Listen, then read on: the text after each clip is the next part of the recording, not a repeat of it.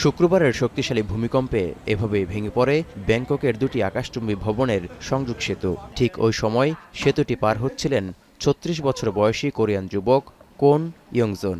লাফ দিয়ে অলৌকিকভাবে প্রাণে রক্ষা পান তিনি, যা সিনেমার চিত্রকল্পকেও হার মানিয়েছে। বান্ডেল থাকলে প্রতি সেনমানিতে টাকা বাঁচবে। বিকাশ সেনমানি বান্ডেল কিনে জিতুন প্রতি লেনদেনে।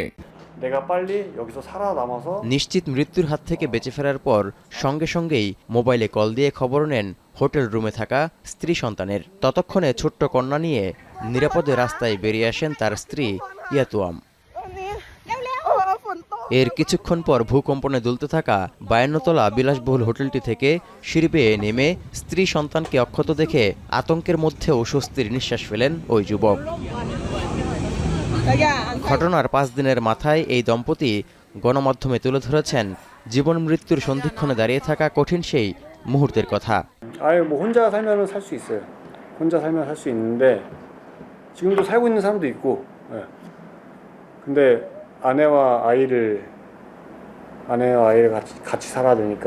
เราตกใจมากค่ะเพราะว่าวินาทีที่เขากระโดดข้ามเพียงไม่กี่วินาทีก็คือมันแยกออกกันเลยก็คือวินาทีเป็นวินาทีตายนี่พูดไปก็คือขนลุกมากๆ। সেদিনের ভূমিকম্পের হাত থেকে এই দম্পতি প্রাণে রক্ষা পেলেও ব্যাংককের ৩০ তলা নির্মাণাধীন ভবন ধসে প্রাণ হারান অনেকে।